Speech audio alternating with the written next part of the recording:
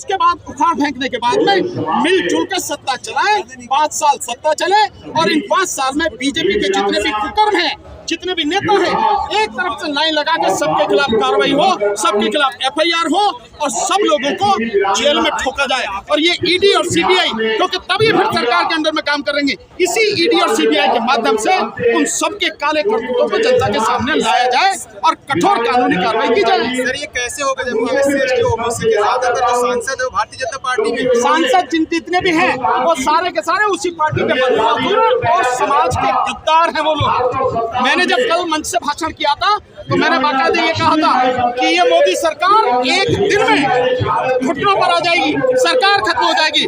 लेकिन जो समाज के गद्दार हैं यानी SC, SC और OBC के जो लोग हैं, ये जितने भी सांसद हैं, इन्होंने उसको बचा के रखा है। ये सारे के सारे अगर रिजाइन कर दें या सरकार के खिलाफ अविश्वास प्रस्ताव लाएं, ये सरकार एक दिन में साफ हो जाएगी। मोदी की कोई ताकत नहीं है। लेकिन जब ये खुद ही गुलामी कर रहे हैं और समाज के हित को छोड़कर केवल अपने स्वार्थ के लिए बैठे हुए हैं और अपने समाज के लिए, अपने स्वार्थ के लिए काम कर रहे हैं, इस हालात में ही ये सरकार चल पा रही है। ये वही लोग हैं सारे के सारे जिन्होंने आर्थिक आधार पर जो पूरी तरह से गैर संवैधानिक था, जो कानून बना आरक्षण देने का, उसमें आरक्षण के जो कानून के पक्ष में इन्होंने वोट दिया। तो समाज के गद्दार तो ये है। और मैंने इसी समाज से अपील करी थी कि पहले किसी और पे उंगली उठाने से पहले ये समाज के जो गद्दार MP बैठे हैं, MLA बैठे हैं, पहले इनका इलाज करो।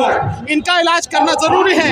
2024 में आने वाले विधानसभा चुनाव जहाँ भी है, एक भी इनमें से जीतने नहीं पाए, किसी भी हालत में संसद में और विधानसभा में पहुंचने नहीं पाए।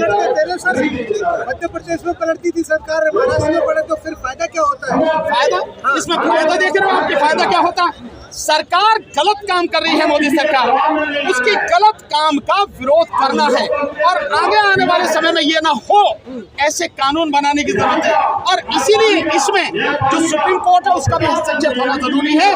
लेकिन अफसोस कि सुप्रीम कोर्ट भी सरकार के साथ ही खड़ी नजर आता है। तो सर, ये जो सम्मेलन हुआ है कितना सफल देख रहे हैं? निश्चित रूप से सफल है। इस सम्मेलन के माध्यम से आवाज, बहुजन समाज की आवाज करोड़ों लोगों तक पहुंची है, पूरे देश में नहीं दुनिया में पहुंची है। और उसके लिए धन्यवाद आप सारे के सारे जो मीडिया के साथ, सोशल मीडिया के साथ ही, क्योंकि इस आवाज को करोड़ों लोगों तक पहुंचाने की जो सबसे बड़ा काम किया है, जो कर रहे हैं, वो आप लोग कर रहे हैं। तो सम्मेलन पूरी तरह से सफल है। इस सम्मेलन में जितने भी भिन्न भिन्न संगठनों के लोग आए हैं, आज कम से कम इतने संगठनों के लोग एक मंच पर आए तो सही, इकट्ठे तो हुए समाज की समस्याओं को लेकर, बहुजन समाज के दर्द को लेकर, उसकी परेशानियों को लेकर, उसकी कमियों और कमजोरियों को दूर करने के लिए एक मंच पर आए। इससे बड़ी सफलता और क्या होगी? आप सब लोग भी तो कहते हैं कि सारे लोग इकट्ठे नहीं हो रहे, तो अगर इतने समाज के संगठन के जो लोग हैं वो इकट्ठे हो रहे हैं, इससे बेहतर कौन सी बात होगी?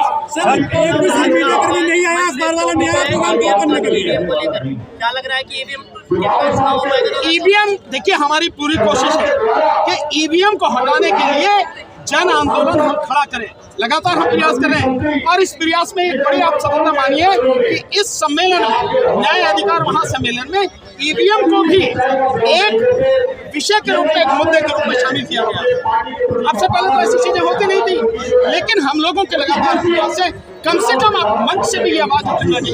हालांकि मैं जब किसान आंदोलन में था, मैंने पहले ही दिन कहा था किसान आंदोलन में EVM को भी इसमें शामिल कीजिए। उस समय उन्होंने कहा कि बात आपकी सही है, लेकिन अगर हम इसको शामिल करेंगे तो फिर कहेंगे कि भाई राजनीति कर रहे हैं। तो इसलिए हमने जादू की बात नहीं की।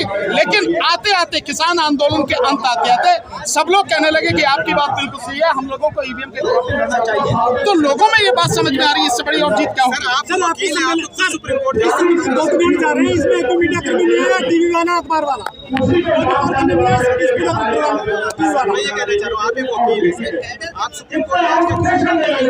याचिका सुप्रीम कोर्ट में बहुत फाइल की गई है, लेकिन EVM के विषय में याचिका सारी खारिज कर दी गई है। इसलिए अब जो याचिका हम फाइल करेंगे, हम याचिका के रूप में नहीं करेंगे, हम उसको रिप्रेजेंटेशन के रूप में देंगे।